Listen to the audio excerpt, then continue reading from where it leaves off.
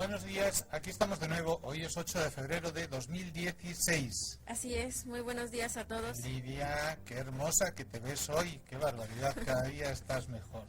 A ver si vas a conquistar a toda la gente de la audiencia por acá. Hoy vamos a empezar, ya empezamos en el programa anterior una nueva secuencia, pero hoy la vamos a ampliar.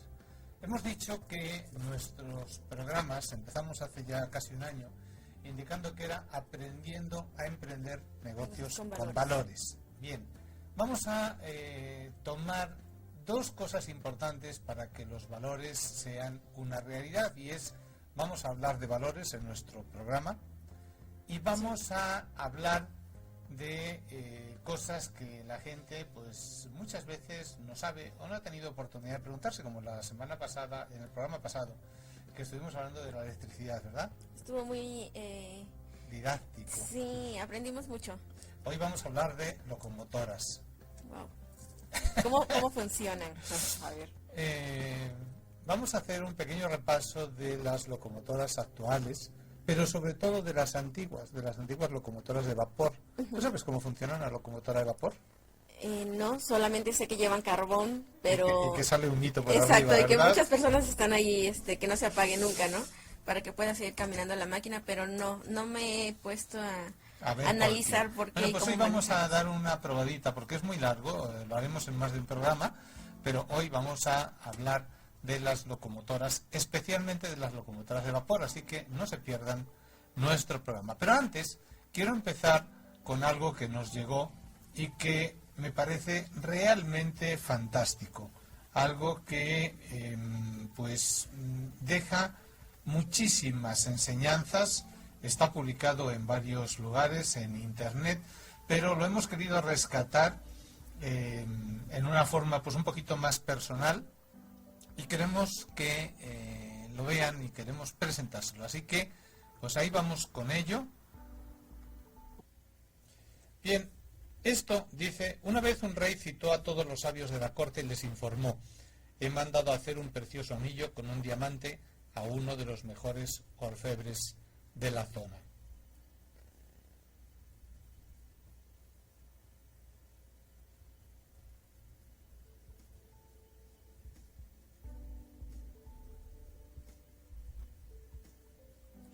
Quiero guardar oculto dentro del anillo algunas palabras que puedan ayudarme en los momentos difíciles, un mensaje al que yo pueda acudir en momentos de desesperación.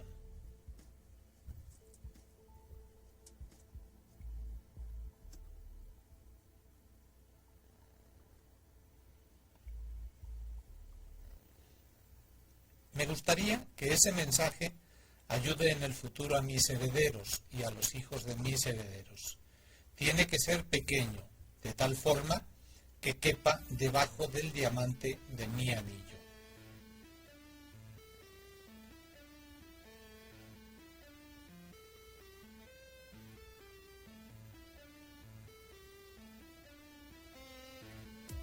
Todos aquellos que escucharon los deseos del rey eran grandes sabios, eruditos que podrían haber escrito grandes tratados.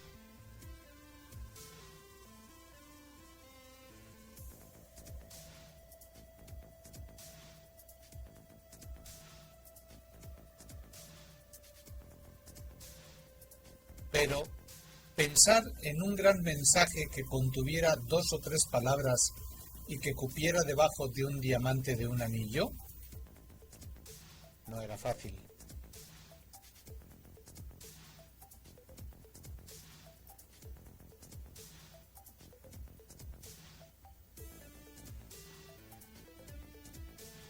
Muy difícil. Igualmente pensaron y pasaron muchas horas buscando entre sus libros de filosofía, sin encontrar nada que se ajustara a los deseos del rey.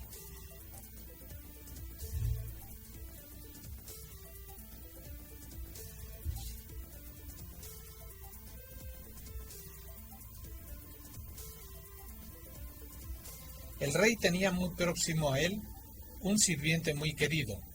Este hombre que había sido también sirviente de su padre y había cuidado de él cuando su madre había muerto. Una persona, lógicamente, una persona mayor.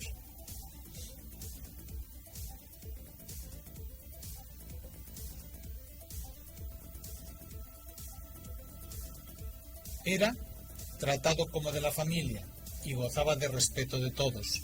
El rey, por esos motivos, también lo consultó y éste le dijo: «No soy un sabio ni un erudito, pero conozco el mensaje».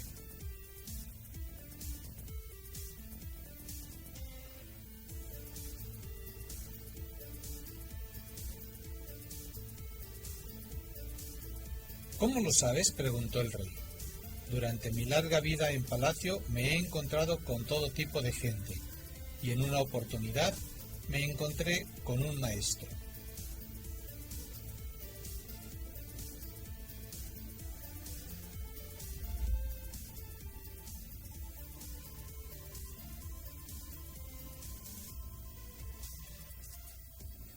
Era un invitado de tu padre, y yo estuve a su servicio. Cuando nos dejó, yo le acompañé hasta la puerta para despedirlo, y como gesto de agradecimiento me dio este mensaje.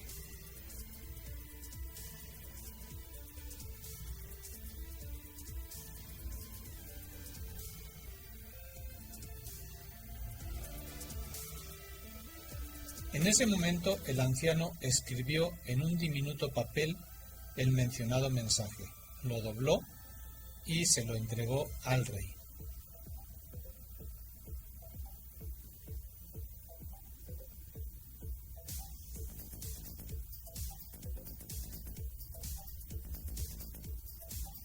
«Pero no lo leas ahora», dijo, «manténlo guardado en el anillo.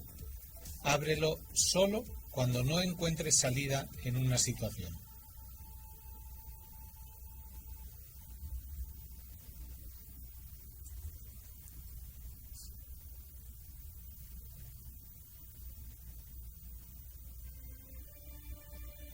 Ese momento no tardó en llegar.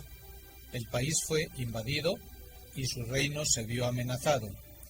Estaba huyendo a caballo para salvar su vida mientras sus enemigos lo perseguían.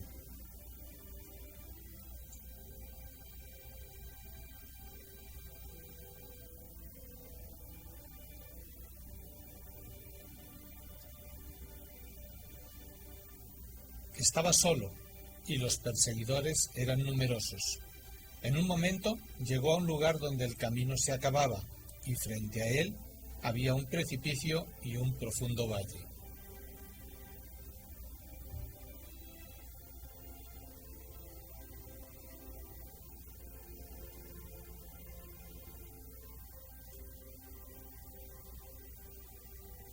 Caer por él sería fatal.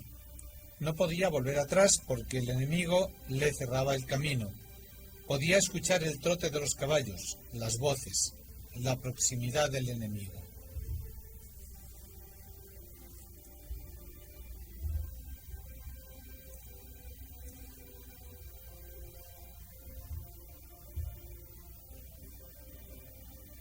Fue entonces cuando recordó lo del anillo.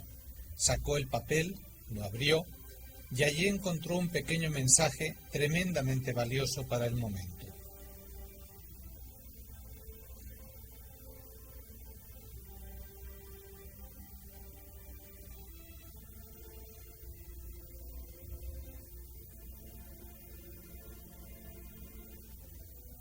Simplemente decía: esto también pasará. En ese momento fue consciente de que sobre él se cernía un gran silencio.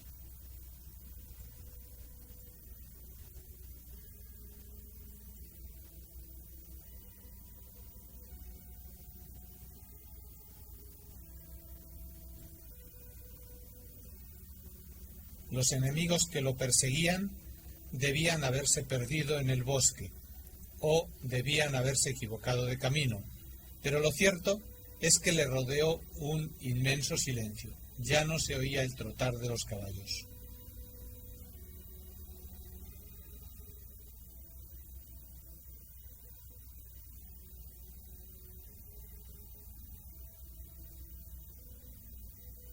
El rey se sintió profundamente agradecido al sirviente y al maestro desconocido. Esas palabras habían resultado milagrosas.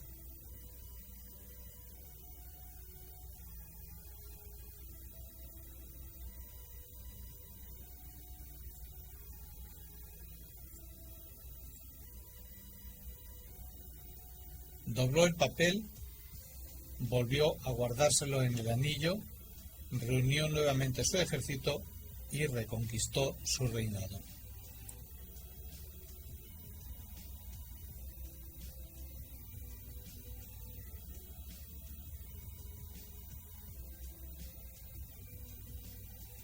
Ese día en que estaba victorioso en la ciudad hubo una gran celebración con música y baile, y el rey se sentía muy orgulloso de sí mismo.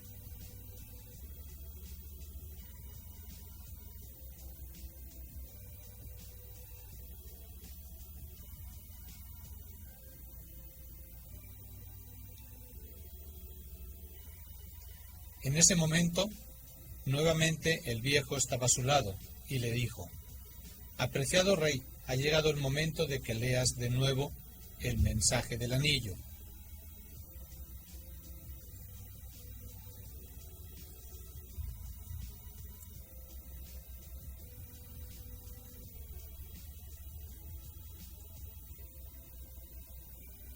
«¿Qué quieres decir?», preguntó el rey. «Ahora estoy viviendo una situación de euforia. Las personas celebran mi retorno. Hemos vencido al enemigo».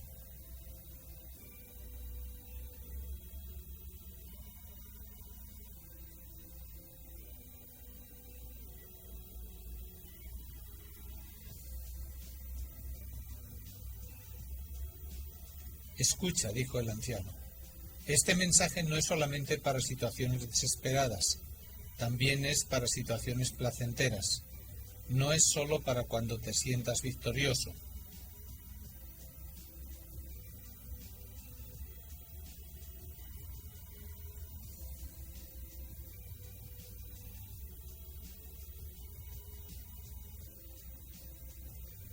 No es solo para cuando eres el último, sino también para cuando eres el primero. El rey abrió el anillo y leyó el mensaje. Esto también pasará.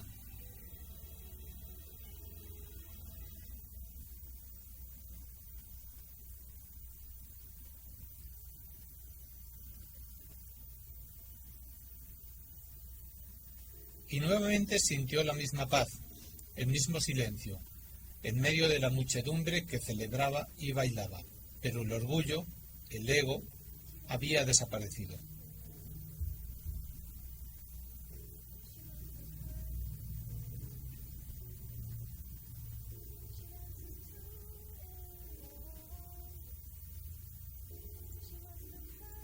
El rey pudo terminar de entender el mensaje. Lo malo era tan transitorio como lo bueno.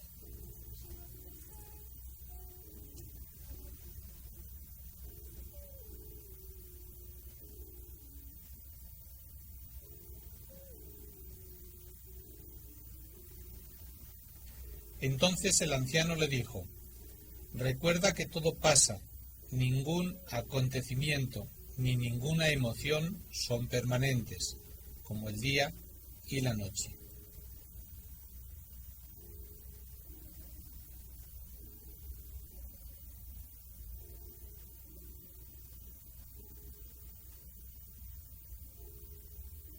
Hay momentos de alegría y momentos de tristeza. Acéptalos como parte de la dualidad de la naturaleza, porque son la naturaleza misma de las cosas.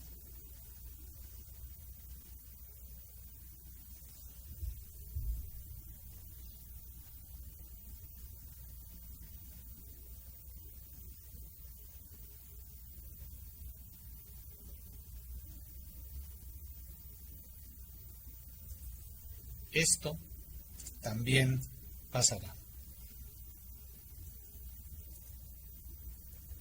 Bueno, aquí hemos visto digamos, imágenes con estas palabras y la voz que yo le he ido poniendo, y tiene un mensaje que es realmente fuera de todo lo común, porque todo, absolutamente todo lo que nos pasa en la vida, llega un momento en el que pasa. Dicen que el tiempo lo cura todo, y es una realidad que tiene un peso tan grande, porque podemos llegar a creer que algo nos está sucediendo muy malo, y a lo mejor luego resulta que no es tan malo, sino que es bueno. Pero la parte más importante es que acaba pasando, la vida continúa y todo lo que teníamos vuelve a renacer y se vuelve a rehacer. Pero no solamente en las partes negativas, sino en las partes positivas. ¿Cuántos hemos visto gobernantes en países que se creen dioses cuando llegan al poder y creen que van a poder hacer todo? Pero llega un momento en el que ese poder termina, y termina porque o termina su mandato, o porque los destronan, o porque los quitan, porque realmente no están haciendo las cosas como debían de hacerlas. Y al final todo pasa y la vida continúa. Y lo que tenemos que hacer es seguir nuestra vida como si fuera el último día de nuestra vida. Tenemos que vivir como si hoy fuera el último día en el que vamos a vivir, porque no sabemos lo que va a pasar mañana. No tenemos comprada la vida, no tenemos comprado nada. Si nosotros vivimos en una vida de bondad y de amor, estaremos creando bondad y amor a nuestro alrededor. Si nosotros vivimos en una vida de terror y de maldad, estaremos creando eso en nuestro interior y a nuestro alrededor. Así que ojalá que les haya gustado, porque este mensaje tiene muchísima profundidad, mucha más de la que las simples palabras nos están haciendo ver. Vamos a irnos a un corte y después continuamos con nuestras locomotoras.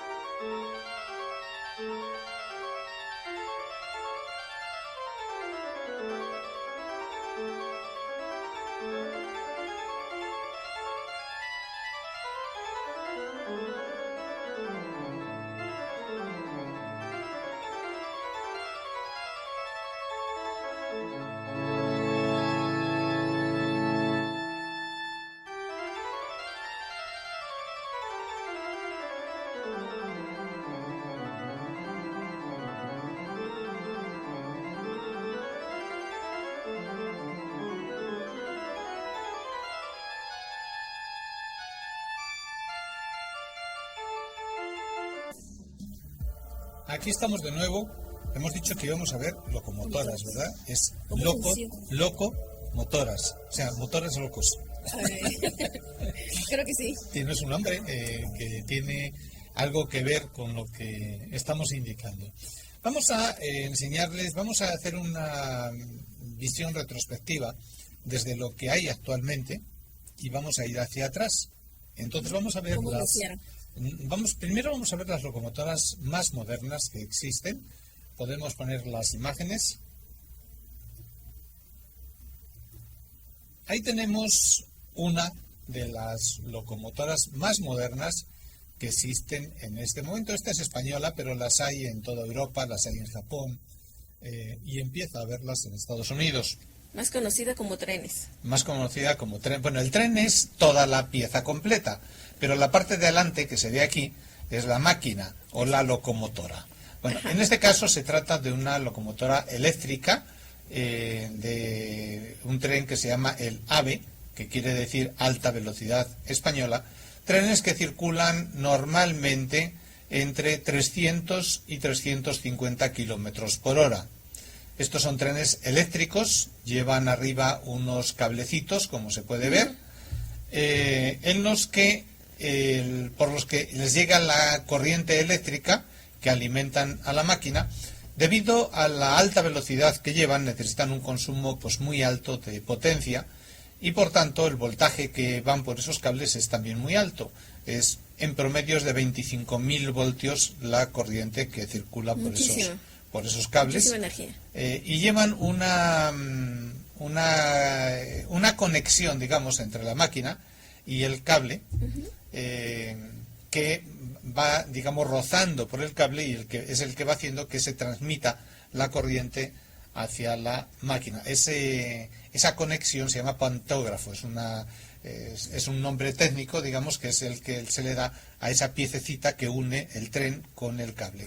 Lógicamente los cables tienen que estar hechos de una forma muy estable para que vayan en horizontal. O sea, es decir, hay que tener en cuenta que un cable, si lo tenemos sujeto de aquí y de aquí, tiene una caída acá. Entonces, por eso llevan dos cables, llevan uno que es el que toca y otro arriba, que es el que va haciendo la curva y donde hay hilitos que lo van sujetando como si se tratara de un puente colgante, en el que tú has visto los puentes colgantes, que está la carretera por debajo y arriba hay un cable que hace así y donde hay otros que cuelgan, precisamente para mantener el de abajo en horizontal. Entonces los cables de una conexión para un tren eléctrico son de este tipo, llevan arriba uno que hace la curva y abajo el otro que es el que se mantiene recto, porque lógicamente, imagínate a 350 kilómetros por hora, si un cable estuviera un poco caído, pues lógicamente saltaría. Sí, podría crear un problema enorme. Vamos a ver otras imágenes de otros trenes de este tipo, los AVEs. Podemos poner las imágenes nuevamente. Estos son otros 3-4 modelos de trenes AVE también. En este caso estamos hablando todos de trenes españoles, pero son todos trenes que circulan por diferentes lugares y a velocidades que están por encima de los 200 kilómetros por hora y hasta los 350 kilómetros por hora en promedio. Sumamente rápidos, ¿no? Sumamente rápidos. Existen hoy día pruebas que se están haciendo en Japón, sobre todo, de trenes que llegan a circular hasta 600 kilómetros por hora, 600 y 700 kilómetros por hora, que son trenes magnéticos. De eso nos encargaremos otro día en otra presentación más futurista, porque esa es ya mucho más, digamos, es mucho más avanzada y todavía hoy día están en experimentación, aunque ya se han hecho pruebas circulando a esas velocidades. Antes que aparecieran estos trenes de alta velocidad, hubo pues muchos experimentos, como este, por ejemplo. Este es una máquina con dos motores a reacción, dos motores de avión, digamos, arriba. Entonces, estos utilizaban pues combustible como el de los aviones y, lógicamente, empujaban a la máquina. No tuvieron demasiado éxito, el consumo era muy alto y, aunque sí, la fuerza de la máquina era tremenda, no fueron de los más populares. Supongo que gastarían muchísima, no sé, gasolina o cómo le llaman. Sí, la turbosina, que es la misma que utilizan los aviones. Pero no era lo más, digamos, lo más conocido. Anteriormente hubo este tipo de trenes. Este es un tren eléctrico ya normal, no con los de alta velocidad. Como se ve, llevan igualmente los cables en la parte superior, lleva la conexión, pero en este caso ya el voltaje de la catenaria, que es la parte de arriba, los cables se llama la catenaria, era de aproximadamente 3.000 voltios, no 25.000 como sucedía en los trenes de alta velocidad y lógicamente pues esto hacía que la velocidad que se alcanzara pues ya no era tan alta. Estos trenes circulaban normalmente entre 100 y 160, 150 kilómetros por hora aproximadamente. No eran tan rápidos, ¿no? No eran tan rápidos, eran trenes muy seguros, muy potentes. Las máquinas eléctricas tenían aproximadamente 3.000 caballos de fuerza, o sea, es decir, unas máquinas pues para poder arrastrar sin problemas trenes tanto en llano como en pendientes importantes. Vamos a ver lo que hubo antes de estos, que fueron los eléctricos. Estaban máquinas muy parecidas, esta es de Estados Unidos, el Santa Fe.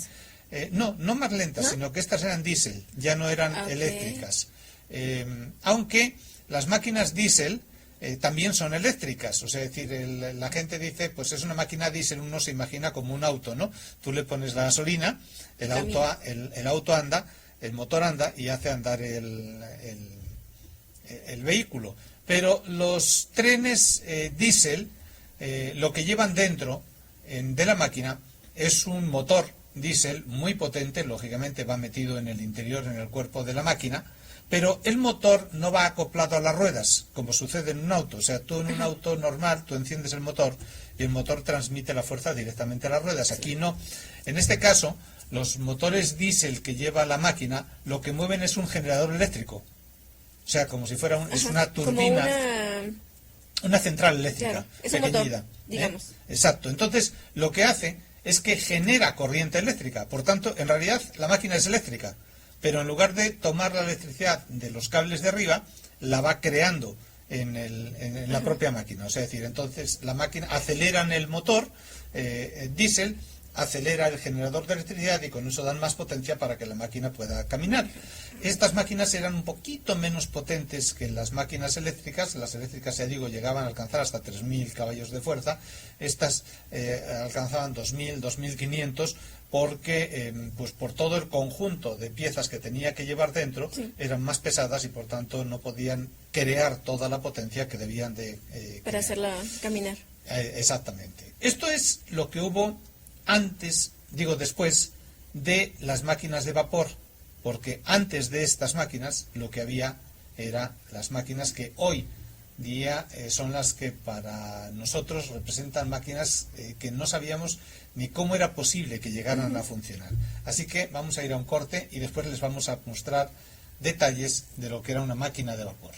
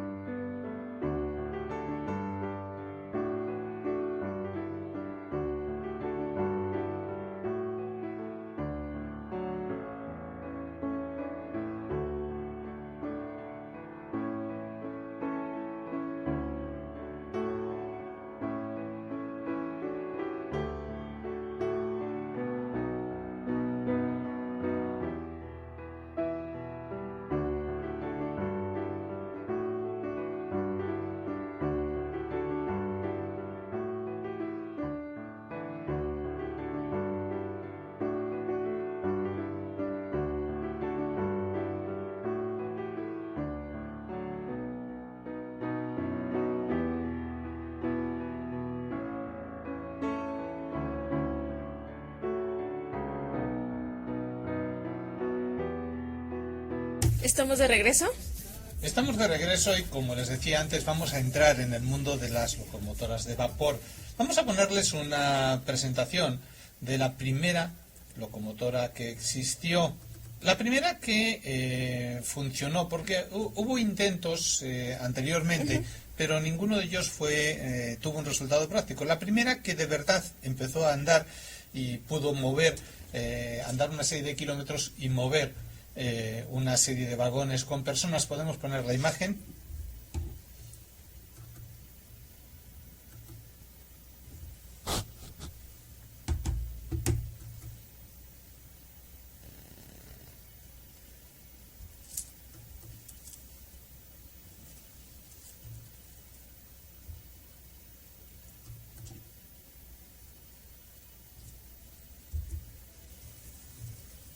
Creo que nos está haciendo feo como antes.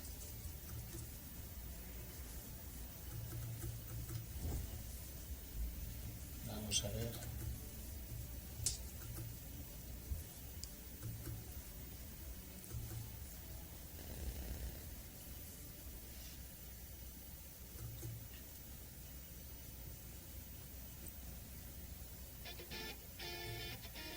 Bueno, vamos a ponerla directamente en el vídeo porque nos vuelve A marcar error.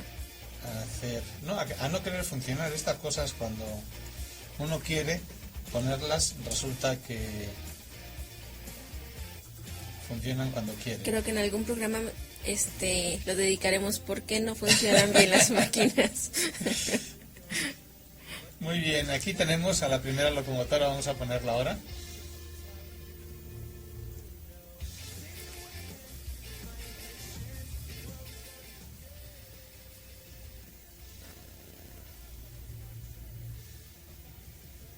Esta es la primera locomotora que existió que realmente era capaz de arrastrar una serie de vagones. Ahí la vemos, es simplemente la caldera.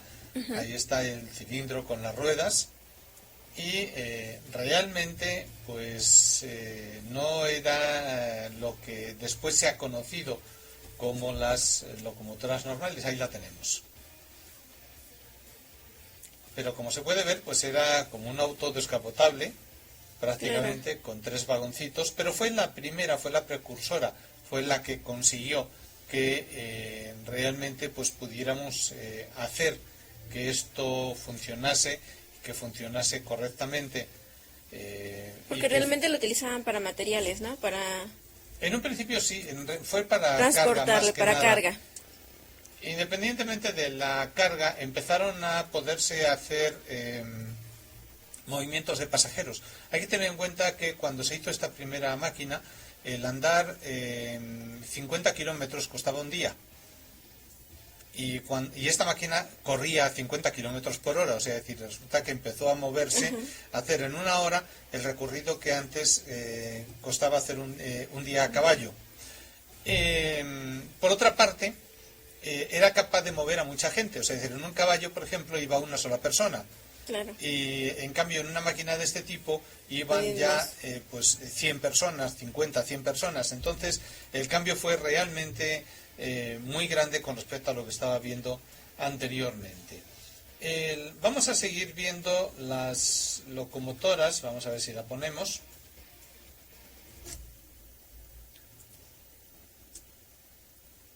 Y podemos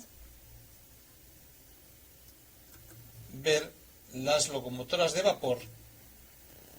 ¿Cómo realmente funcionan? Cómo realmente eran, cómo realmente funcionaban. Y bueno, pues nos quedamos un poquito en el espacio que teníamos antes. Ahora ya la tenemos acá. Y bueno, aquí tenemos una de las primeras locomotoras ya que eran cerradas, muy chiquitita. Esta está en exposición en este momento, y bueno, pues ahí estamos. Ahí tenemos nuestro letrero de Mi Ciencia Divertida. Esto forma parte de esta nueva etapa que hemos iniciado. Así con es. Mi Ciencia Divertida, con las 6 una sección más. Así es. Sí, que habíamos dicho en el programa anterior que iban a tener algunas letras invertidas. Y no es porque estemos teniendo una falta de ortografía, sino porque realmente queremos que las cosas se hagan diferentes y que de alguna manera tenga esa parte, esa chispa de algo distinto. Bien, esta fue una de las pequeñas máquinas. Si puedes ver, hay una parte, todas ellas tienen algo en común, que es un cuerpo redondo, y abajo unas ruedas con una serie de palanquitas, que sí, son las que hacen que se muevan. Bueno, ¿por qué esta máquina se mueve? Porque es capaz de hacer que funcione. Aquí vemos un diagrama en el que vemos el cuerpo. Como ves, tiene un montón de barritas horizontales y en la parte de la derecha dice quemador de carbón. Uh-huh. Bueno, ¿qué es lo que hacían estas máquinas? Simplemente metían agua dentro de esos tubos, los que se ven en rojo, y se ponía en la parte que está en azul, y se quemaba el carbón en la caldera, haciendo que ese fuego, el fuego que generaba el carbón, circulase a través de esos tubos que estaban dentro de la parte del agua. Entonces, eso se llama un intercambiador de calor. Y lo que hace es que hay un aprovechamiento muy grande del calor para transformarlo, para moverlo hacia el agua. Entonces, de esa manera conseguían que el agua hirviese y al hervir generaba vapor de agua. Bueno, el vapor de agua aumenta su volumen, o sea, el agua cuando se transforma en vapor de agua aumenta muchísimo su volumen. O sea, quiero decir, si nosotros tenemos 1 litro de agua Sí. Si nosotros convertimos toda esa agua en vapor, la cantidad, el volumen que ocupa es muchísimo más grande. Entonces, si lo tenemos en una caldera cerrada, como es en este caso, entonces ¿puede reventar? ¿Puede explotar? Exacto, podría explotar, empieza a generar presión. Y esa presión podría hacer que explotase la caldera. De hecho, ya ha habido casos en los que máquinas de tren han explotado porque han fallado los sistemas de seguridad. Cuando una caldera alcanza una presión muy alta, lógicamente tiene que tener un escape para que salga ese vapor sobrante. ¿Pero qué es lo que hace una caldera de vapor? Bueno, pues ese vapor sobrante lo conducen a unos cilindros que son los que después van a hacer que se muevan las máquinas. Vamos a ver. Es como la energía para hacer que se mueva. Sí, exactamente. Es la energía la que hace que se mueva. Aquí tenemos ya una máquina más grande, ya funcionando, y ahí vemos que igualmente el cuerpo central es ese cuerpo redondo que veíamos antes, donde se está calentando el agua. O sea, es decir, la caldera en sí está justo debajo, casi debajo de donde van los maquinistas. Entonces ahí es donde se va echando el carbón se va prendiendo. Digamos que todo lo que se ve entonces a su alrededor es vapor. Sí, todo eso blanco no humo, que sale no es humo, es vapor de agua. Lógicamente sale humo de la quema del carbón por arriba. Si ves arriba tiene dos chimeneas, sí, una adelante y otra más atrás. Bueno, la chimenea de delante es por la que sale el humo del carbón. Si te fijas es un poquitito más oscuro. De hecho, esta máquina quema muy bien, está quemando muy bien el carbón porque el humo que sale es casi blanco. El carbón se sabe si quema bien o no quema bien por el color del humo. Cuando el humo que sale es casi blanco, quiere decir que la quema es casi perfecta. Entonces, por esa razón está... Es limpia, por decirlo así. Está así. limpia, exactamente. Digamos que el humo que sale tiene pocos contaminantes, aunque sí los tiene. Pero lo que se ve en la parte trasera, en la otra chimenea, es el vapor sobrante. O sea, es decir, la caldera va creando vapor. Lógicamente, si la máquina está parada, no está usando vapor a través de los cilindros de presión. Y el vapor lo tiene que escapar por algún sitio. Entonces, ese vapor escapa por la parte de arriba.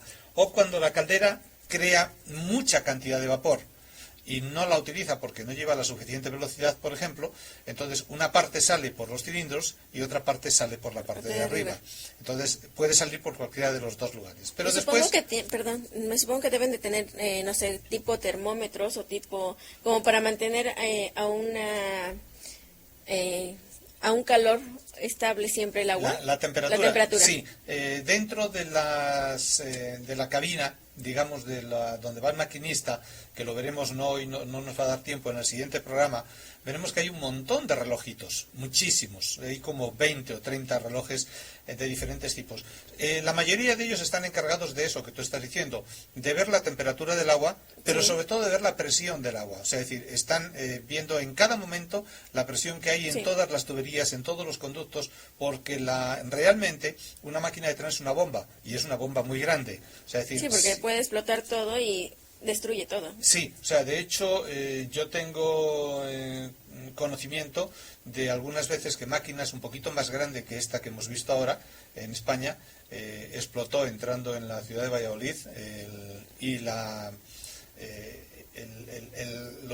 piezas, digamos, de la máquina, porque lógicamente al explotar se desintegró por completo. Sí. Algunas piezas llegaron hasta 2 kilómetros de distancia del lugar donde la máquina explotó. Y me supongo que por la misma velocidad o por la misma explosión. No, por la fuerza de la explosión.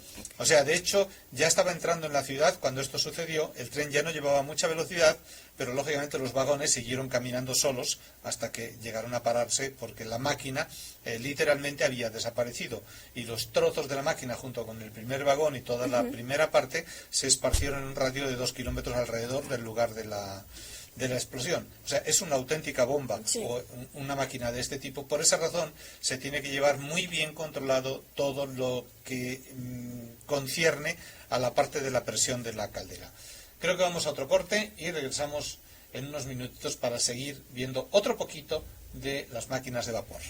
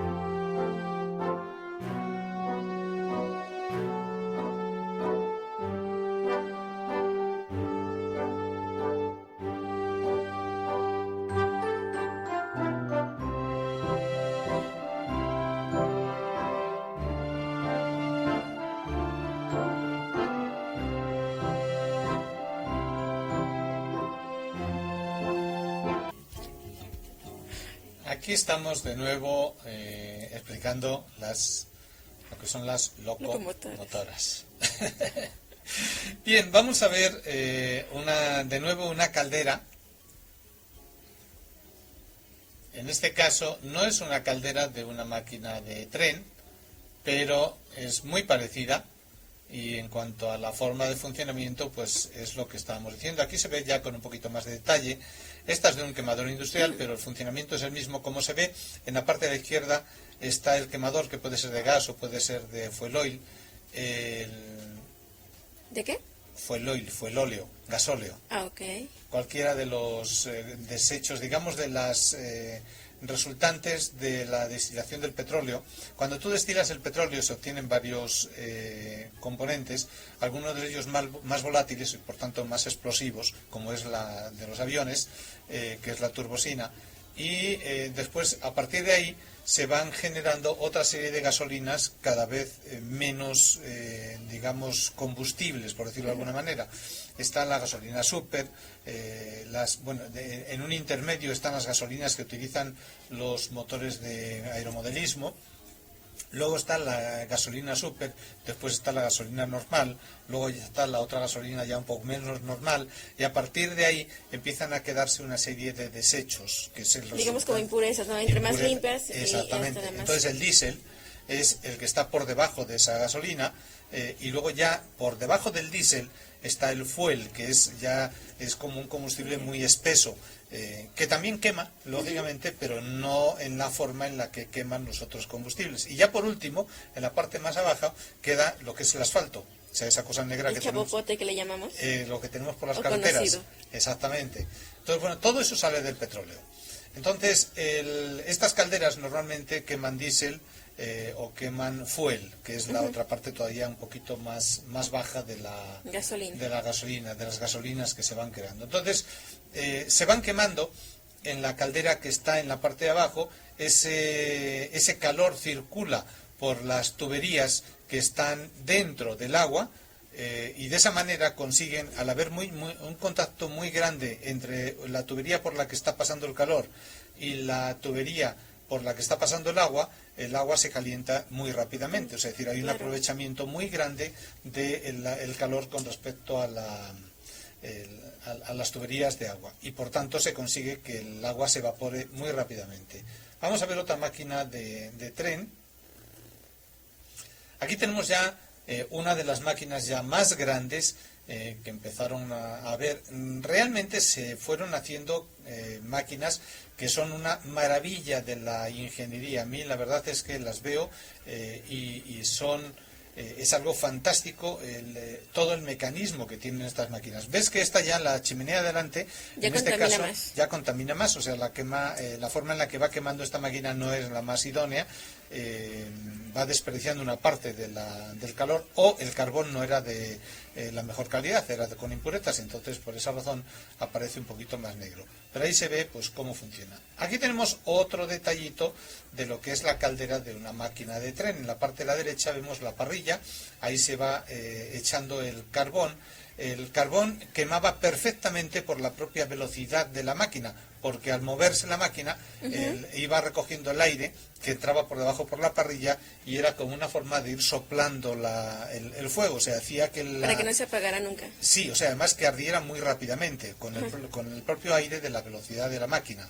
Entonces la combustión era normalmente bastante efectiva. Entonces ahí está en la derecha, que dice la caja de fuego, ahí está ardiendo, pasa por todo el lateral de la caldera. En la parte de la izquierda está la chimenea donde salía ya el humo, y en el centro era donde el agua se estaba calentando. Acá tenemos otra máquina de tren, esta está en blanco y negro, pero ya es más grande. Estamos yendo desde la máquina más chiquita hasta las más grandes, vamos de pequeño hacia adelante. Si ves ahí, casi en el frente, en la parte delantera de la máquina, abajo, se ve como una especie de cilindro. Bueno, eso era lo que transmitía la potencia del vapor a las ruedas. Lo vamos a ver en la siguiente imagen.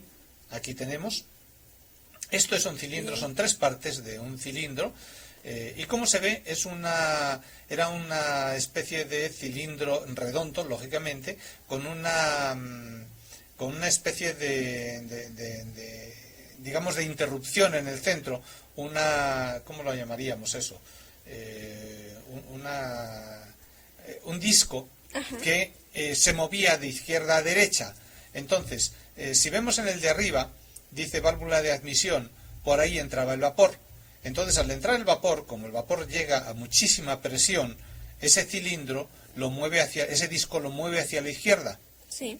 Entonces, como vemos, tenemos un eje en la parte de la izquierda y ese eje es el que estaba conectado a las ruedas. Entonces, el eje se movía hacia atrás y cuando el disco llegaba a la parte trasera, entonces cambiaba el sentido. La válvula por la que había estado entrando el vapor se cerraba y por la que estaba en el lado contrario empezaba a entrar el vapor. O sea, el vapor entraba por la derecha o por la izquierda, dependiendo de que quisiéramos que ese disco se moviera hacia un lado o se moviera hacia el otro. Entonces, si el disco estaba en el lado de la derecha, entraba el vapor por acá, entonces ese disco lo empujaba y se movía hacia este lado y por tanto el eje salía hacia acá. Cuando ya llegaba a la parte trasera, esta entrada de vapor se cerraba, se abría la de acá y entonces el disco empezaba a empujarlo hacia acá, con lo cual el eje venía hacia este lado. Entonces, con eso conseguíamos que el eje tuviera un movimiento lateral. Sí. Y ese movimiento lateral estaba unido a la rueda en un punto, de modo que cuando empujaba acá hacía que la rueda girase hacia este lado. Cuando llegaba justo al punto central, daba vuelta hacia abajo y empezaba a girar al sentido contrario. Y luego otra vez hacia la derecha. Y eso es lo que hacía que las ruedas fuera girando y entonces tuviera movimiento. Exacto. Y transformaba un movimiento lateral en un movimiento giratorio. Y de ahí, lógicamente, eso tenía mucha precisión. Porque en qué momento el pistón llegaba acá y se tenía que parar, o sea, no entrarle más vapor para que la rueda pasara del punto muerto. Hay que tener en cuenta que si el eje se quedaba en el centro, era un punto muerto, porque si empujaba no podía ni empujar para arriba ni empujar para abajo. Tenía que estar un poquito hacia abajo o un poquito hacia arriba. Entonces, en ese punto muerto no podía entrar vapor al pistón para que la rueda pudiese acabar de darle giro y ya en ese momento empezar a meter vapor para que empezase a correr en el sentido contrario. Entonces, de ahí la maravilla de la ingeniería de estas máquinas en la forma en la que estaban hechos y el por qué tenían tal cantidad de elementos puestos ahí. Aquí se ve otra de las máquinas en las que se ve casi en la parte frontal, en la parte de abajo, el pistón que transmitía la fuerza hacia las ruedas. Aquí lo tenemos representado pues un poquito más esquemáticamente lo que estaba indicando. Ahí tenemos el cilindro con el pistón y cómo está acoplado a la rueda. Vemos ahí que la rueda gira transforma el movimiento horizontal del eje con el movimiento giratorio de las ruedas. Y aquí vamos a ver una de las máquinas más grandes que ha habido. Hay otra que es más grande que esta todavía, pero esta es una de las máquinas más grandes que ha habido. Las máquinas las más grandes, llegaban a tener las ruedas un diámetro de 2 metros 30 centímetros, las más grandes y las más potentes que existieron. Lógicamente, dependiendo del diámetro de las ruedas, así era la velocidad que se llegaban a conseguir. Entonces, comercialmente hablando, la máquina más veloz que hubo alcanzaba aproximadamente 190 kilómetros por hora en una máquina de vapor. Aunque en pruebas, esta de 190 kilómetros por hora fueron máquinas de Estados Unidos, aunque en pruebas se llegaron a conseguir en Francia máquinas que alcanzaron los 240 kilómetros por hora en una máquina de vapor. Es realmente impresionante para una máquina de este tipo, claro, que pesaba más de 150 toneladas. Creo que es de las que hemos visto hasta ahora la más pesada, o la que se ve más pesada, más grandota, sí, ¿no? Todavía las hay más, que las veremos en otro programa. Hoy ya no nos da tiempo, porque la verdad es que da para mucho, pero tendremos más programas para poderles dar y para poder ver por dentro, incluso estas máquinas, como tú decías, con todos los relojitos y con todo lo que hay. Sí, porque todo ese engranaje o digamos como, o sea, cómo funciona una cosa para que funcione la otra y, o sea, todo tiene que ir unido, ¿no? Sí, así es. Muy bien, vamos a ver algunas cositas porque ya estamos a punto de despedirnos y yo quisiera dejarles algo como una enseñanza. Hemos empezado enseñando algo, vamos a terminar enseñando algo. Una persona tiene un plan de vida o un plan de acción o un plan para lo que quiera. Dice, si el plan A no funciona, el alfabeto tiene 26 letras más. Está mal, tiene 27. El alfabeto español tiene 28 letras. Acá quien lo puso pues se comió una de las letras. Por tanto, si el plan A no funciona, el alfabeto tiene 27 letras más. Por tanto, tenemos el plan B, el C, el D, el E y el F. Y lo que no tenemos que hacer es quedarnos parados solamente porque iniciamos un plan, ese plan A, y ese no funcionó. Dice, para todo hay una solución. No te frenes en la que crees correcta y ábrete a un mar de ideas y posibles respuestas. Y con esto y otro texto que tenemos acá, quisiera que el día de hoy pues ya podamos terminar este programa que comienza a ver y a decir algunas cosas un poquito especiales. Dice, si existe una fuerza que te mantendrá anclado a la mediocridad, es el miedo. Cuando miro atrás, puedo ver una lista casi infinita de oportunidades que dejé pasar, situaciones que no enfrenté y bendiciones que perdí a causa del miedo. Muchas veces el hecho de estar detrás de una pantalla o detrás de una computadora o haciendo un programa como este en un lugar donde nosotros solo vemos la cámara, pero hay muchas personas que nos ven detrás de ella, crea una falsa imagen de celebridad y podemos sin quererlo, dar una impresión de que todo en nuestro mundo es perfecto. La realidad es que eso no es así. La verdad es que, igual que tú, la persona que ahora nos está viendo, cualquiera que vea este programa, y nosotros, yo siento miedo. La clave está en no dejarnos paralizar por el miedo y movernos hacia adelante, siempre hacia adelante. Esa lucha que tú y yo necesitamos vencer es diaria. Y no solamente diaria, sino es formando parte de cada momento, de cada día. Ser valiente no significa no tener miedo. Ser valiente significa que a pesar del miedo, damos el paso y seguimos hacia adelante. Así que den ese paso, sigan hacia adelante, sigamos caminando y hagamos que nuestra vida sea un motor que nunca pare de girar. Y hablando de giros, ¿sabes de qué vamos a hablar en el próximo programa? Seguiremos hablando de las locomotoras. No, en el siguiente vamos a hablar de otra locura que existe. Ustedes saben que cuando llegan a su casa, tú das la luz y enciende la luz. Así es. Eso es porque te llega energía que viene de la calle, que hay un medidor en la puerta y que tú pagas. Sí. Bueno, ¿tú sabes que se puede generar energía sin que te cueste nada?